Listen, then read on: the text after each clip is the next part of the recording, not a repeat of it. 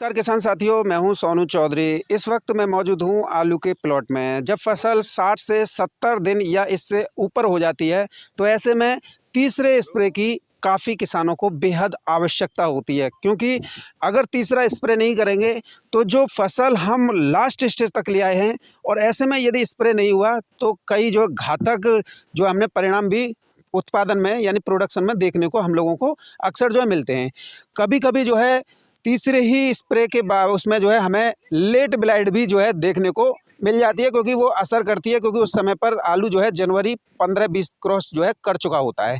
तो ऐसे में तीसरे स्प्रे में हमें कौन कौन सी सावधानियां बरतनी है, कौन कौन सी दवाइयों का प्रयोग करना है और कितनी मात्रा में प्रयोग करना है, आज जो है डॉक्टर साहब हमारे साथ मौजूद हैं, डॉक्टर प्रताप सिंह चौधरी साहब, और ये आप लोगों को पूरी जानकारी भी देंगे और आप लोगों को गहराई से इस वीडियो को देखना है और जो जो टेक्निकल डॉक्टर साहब बताएं उसका उसी तरीके से स्प्रे करें और स्प्रे करने में हमेशा सावधानी बरतें, क्योंकि ये अंतिम स्प्रे है और कहते हैं ना, अंतिम रात ही सबसे ज़्यादा भारी होती है। तो ऐसे में कतई भूल कर भी गलत चीज़ों का चयन ना करें, यही आप लोगों के लिए बेहतर रहेगा। तो नमस्कार डॉक्टर साहब। नमस्कार जी। तो आज जो है हम आपसे तीसरे स्प्रे के बारे में जानकारी लेना चाहते हैं कि तीसरे स्प्रे में कौन कौन से अवयव जो हैं किसान जो है डाल सकते हैं और कितनी मात्रा में डाल सकते हैं और क्या क्या सावधानियां इस लास्ट स्प्रे पे जो है किसानों को बरतनी चाहिए।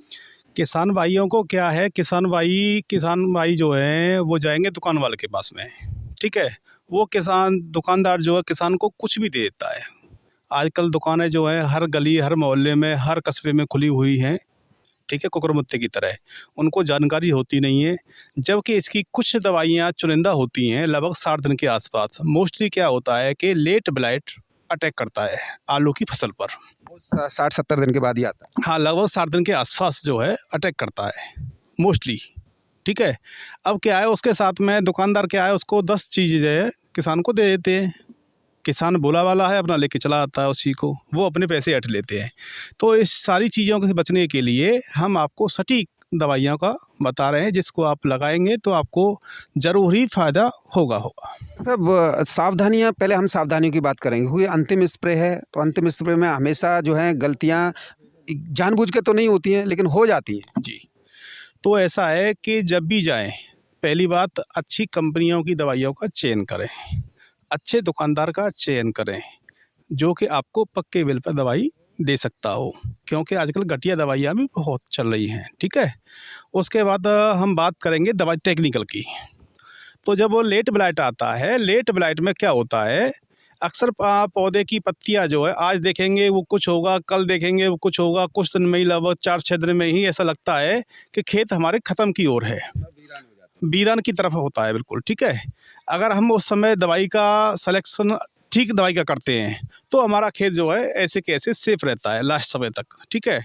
अगर हमारा थोड़ी सी सावधानी हुई तो बस काम ख़त्म उसका। हाँ, लापरवाही में किसान ये करते हैं कि जैसे कि नहीं दिखा तो तीसरा स्प्रे करते भी नहीं है, बोलते हैं कि अरे नहीं है, और फिर लास्ट में जाके देखते हैं कि उन सबसे पहले उन्हीं का खेत खत्म होता है। सबसे पहले मैं ये कहूँगा कि रोग आए ना आए, स्प्रे ज़रूर करें, जिससे कि आपको दिक्कत ना आए आगे के लिए। किसान भाइयों को क्या है कि जब दिखने लगेंगे लक्षण कि जी अब रोग आ गया, जब चलते हैं, जब तक स्प्रे करेंगे उसका इफेक्ट आएगा, जब तक लगभग 20 से 25% फसल जो है बर्बाद हो चुकी होती है।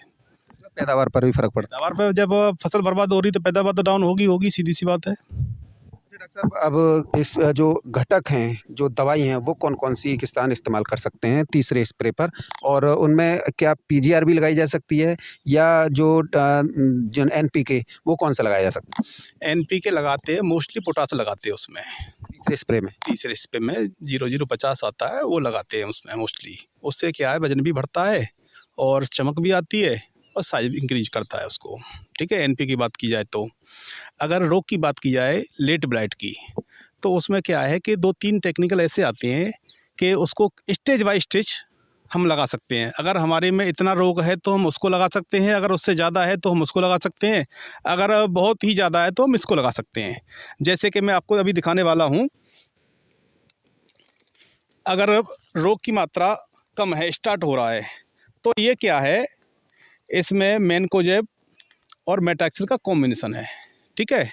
इसको आप एंटीबायोटिक के साथ में, एंटीबायोटिक ज़रूर लगाएं, उसके साथ में एक कीटनाशक ले लें, उसके साथ में इसका स्प्रे करेंगे तो आपको निजात ज़रूर मिलेगा। ठीक है, अगर स्टार्टिंग है तो यानी कि ऐसे अगर इसके साथ में एंटीबायोटिक में तो वेल्डामाइसिन भी ले सकते हैं। हाँ, इसमें जो साल्ट है मेटाक्सिल है और मैनकोजेब है। ठीक है, इसके साथ बेल्डामाइसिन ले सकते हैं, एंटीबायोटिक पाउच आते हैं वो भी ले सकते हैं।